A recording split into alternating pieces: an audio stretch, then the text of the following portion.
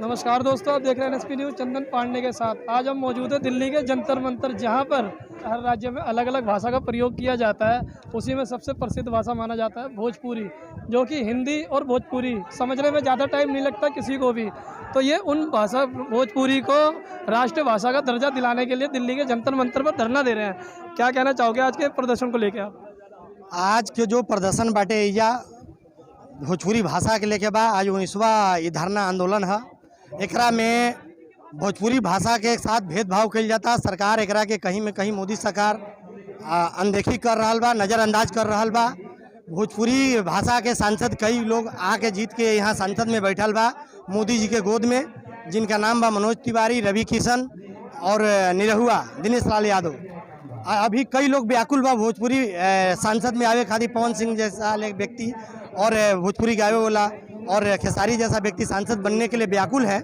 लेकिन भोजपुरी भाषा को बोलने वाले गाजीपुर, बलिया, आरा, सासाराम, बक्सर, ये जितना मोतिहारी, चंपारण, बेतिया जितना है भोजपुरी भाषा बोला जाता है, ये सारे लोग ये भोजपुरी भाषा में बोलते हैं।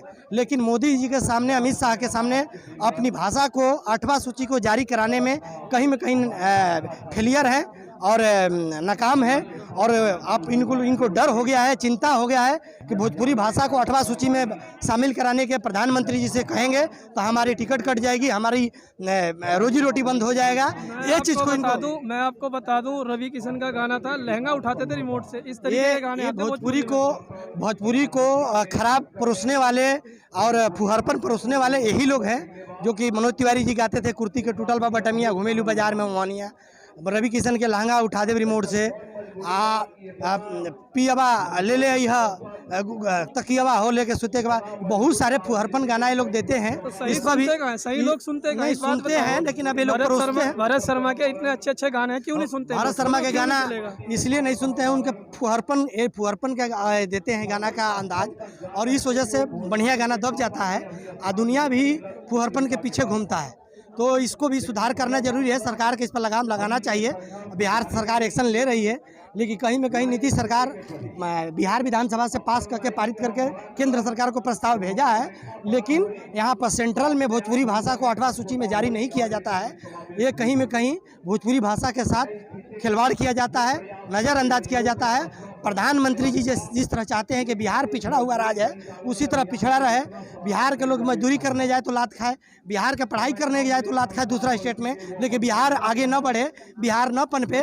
वहाँ प्रधानमंत्री जी आरा के सासाराम की धरती पर जाते हैं तो भोजपुरी भाषा में बोला तनी कि 10,000 दी कि 20,000, 30,000 दी कि 40,000, 50,000 दी कि 60,000। ये प्रधानमंत्री जी का भाषा है। जब भी बिहार में जाई ना मोदी जी तो यह भाषा का प्रयोग करी ना, लेकिन दी ना 1 रुपया ना, ये दुनिया जानता, बिहार नहीं पूरा देश जानता है बात के।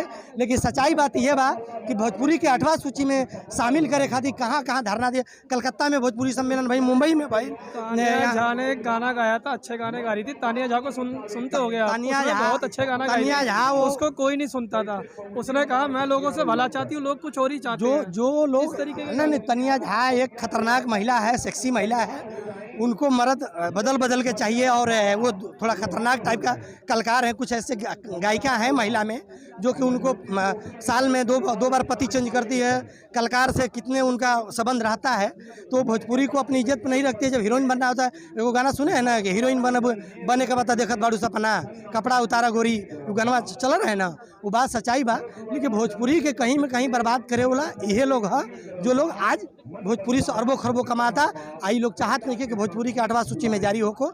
लेकिन भोजपुरी भाषा के मान्यता जो बा पूरा देश में बुलंद बा। हर जगह बोलल जाता भोजपुरी भाषा के, चाहे दिल्ली होके, चाहे मुंबई होके, चाहे केरला होके, चाहे मद्रास होके। आजकल तमिलनाडु में भी केरला मलयानी वाला भी भोजपुरी भाषा एक समझ जाता हूँ, बोल लेता हूँ। लेकिन कहीं में कहीं दिल्ली की 38 विधानसभा पे पूर्वांचल का अधिकार है, एक तरफा मुख्यमंत्री ढूंढेगा। बिल्कुल भोजपुरी भाषा के मुख्यमंत्री भी बन सकता है। और पूर्वांचल का गढ़ है दिल्ली नहीं, मुंबई भी है। और इसको एक चीज़ को मानना पड़ेगा, कलकत्ता से स्टार्ट हुआ था, आज ये दिल्ली और मुंबई पछाड़ चुका है। और इस तरह से भोजपुरी भाषा के जो अपमान किया जाता है, भोजपुरी भाषा को जिस तरह 8वां सूची में जारी नहीं किया जाता है, ये कहीं में कहीं भोजपुरी भाषा को अपमान किया जाए। 2024 में इसको देखने के लिए मिलेगा, आपको सामने आएगा 2024 में।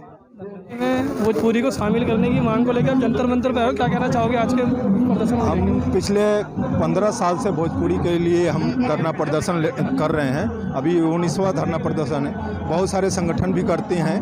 हम भोजपुरी के लिए सांसदों से या अपने वर्तमान प्रधान गृह मंत्री से आह्वान करते हैं कि भोजपुरी के लगभग 25 से 30 करोड़ लोग बोलने वाले भाषा हैं। सबसे मीठी भाषा में बोली जाती है भोजपुरी। इसको अभी इग्नोर करके बहुत ही गलत कर रहे हैं। इससे बेरोजगारी भी और बढ़ती जा रही है। अगर भोजपुरी भाषा से बेरोजगारी का क्या मतलब है? भाषा से बेरोजगारी का मतलब ये है कि भाषा अगर लागू होती है, उस भाषा में आपको रोजगार मिलेगा। शिक्षा के क्षेत्र में भी कई सारे यूनिवर्सिटी कॉलेज खुलेंगी, उसमें पढ़ाई हो सकती है। उस भाषा में भी कुछ लोग जैसे भोजपुरी से जो PhD करेंगे वो कहीं प्रोफेसर बनेंगे, तो उससे भी उनकी रोजगारी तो कम होगी ना। तो नहीं तो ये एक बात बताओ, भोजपुरी में सबसे ज्यादा अश्लीलता अगर देखा जाए नहीं, देखिए, अगर लहंगा तक रिमोट से उठता है। देखिए, अगर आप तान्या जा भला चाहती है लोग उसको पता मैं नहीं क्या उसका चाहते जवाब हैं। देता हूँ। आपका चश्मा कैसा देखता है?